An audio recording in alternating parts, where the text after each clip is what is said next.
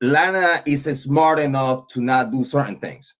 I don't see Lana as a kamikaze individual that's just gonna do something that she know in the back of her head that she's not gonna win. She's not gonna do that.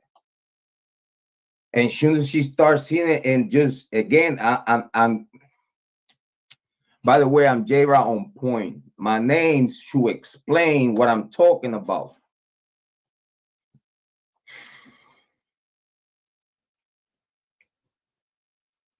I'll promise you.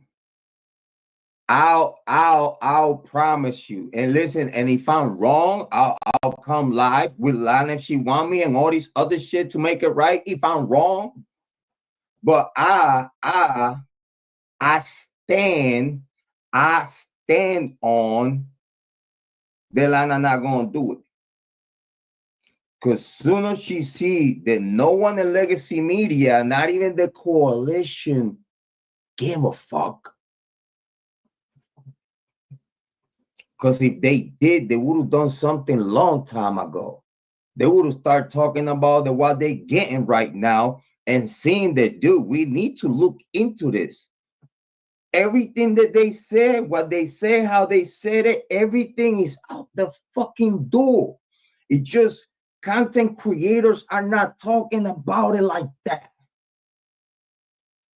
And listen, this is coming out of a full-time parent that I have to do everything else that I do in my day, and at the same time, I have to put time on the side to do my homework of what is being said in YouTube true crime, because I'm a YouTube true crime content creator. So when I tell you that I see up my main lineup of YouTube true crime content creators, listen, I have my ear to the streets. I'm listening. And even though in the back of the head, it's like, dude, this shit not right. And I don't hear Lana talking about Jack Decor in a whole other fashion. Like, yo, like, don't you have the documents, Lana? I bet you have more documents than me. If I had any, right?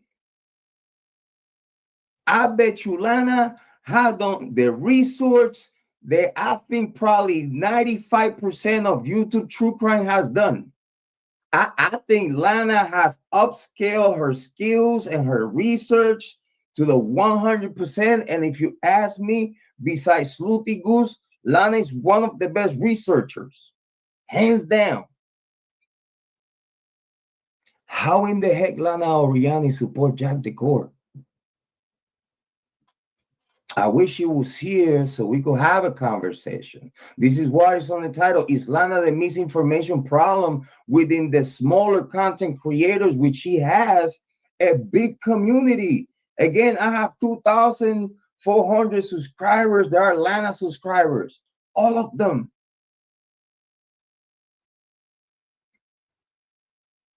And Lana have a big community. Big shout out to her community. But she also have her community, and I'm saying because I know they might not tell her because they don't want to be in Lana's wrong side of things. They don't want to see Lana flipping on her own chat because they know Lana will flip the fuck out live on them. Like, yo, watch I do that, Like, if y'all, this is my opinion. In my opinion, if Lana get to confront her chat, like be like, yo, do y'all really feel that I'm wrong supporting Jack Decor? And her chat say like, let's say Joanne. The Joanne is a mod. She's my mod too. She's my friend on Facebook too. Big shout out to Joanne from Utah. Let's say Joanne, for the sake of it, tell Lana, you wrong. She'll block Joanne. In my opinion. If Joanne tell Lana, I think you are wrong for supporting Jack Decor,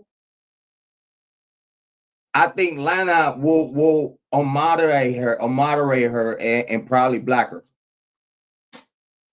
Because in my personal opinion, she's gonna be like, how dare you? How dare you? I never thought that about you. But it's like, dude, it's like, do you hear yourself? Everything that you say points at Jack Decor, Lana. I could only see Lana saying what she's saying, but in the back of her head, she's just saying it like, you know what? I just can't. I have a community split on half. It is half of her community believe that Jack Decor is the guy, and all the shamble is because they want to save the frat boys in their future in the University of Idaho's sake, their careers, future, especially knowing that they broke the law after a massacre.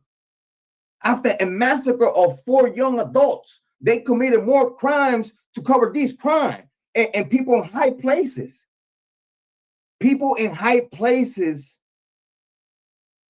put their careers, their freedom, their names, their family on the line for this case. Indictable shit. That it could go all the way federal. Did you hear me? It could get all the way federal. If you know what I know, which I don't blame no one for staying quiet and be like, we only know what Lana knows. And I don't blame you for that because y'all don't do what I do. Y'all don't have the people that I have. Y'all don't have my resources. Y'all don't have my it. And I'm not bragging about it. It just it. This is why I'm on record with Moscow PD telling them in their face that I knew what they were doing. And I'm on record. 2 weeks after the massacre, I'm on the phone with Moscow PD, literally like the Joker, telling them, Nick, a dude from Ohio, a Puerto Rican, born in Puerto Rico, that had traveled United States and ended up in Ohio, knows what the fuck happened here? How the fuck?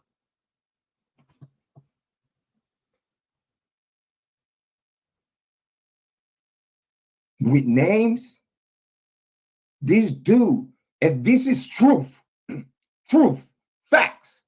This dude, this Jrod point, first, last name, and everything. This dude literally just mentioned the names of the suspects that we had on paper right now.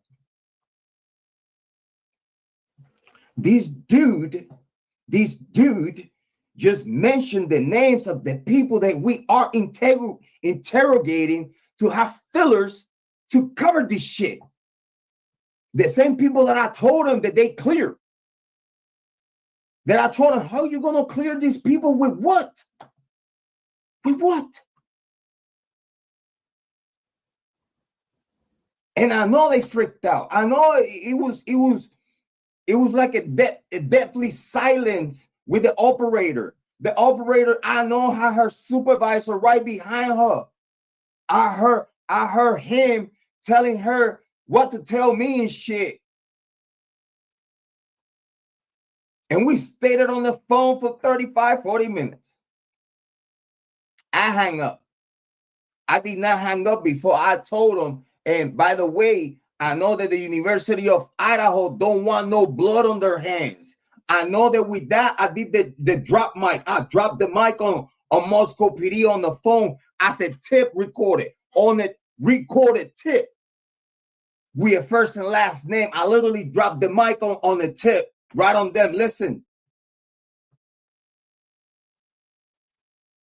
How you gonna clear these other people when these other people is in the same bed with this guy and this other guy?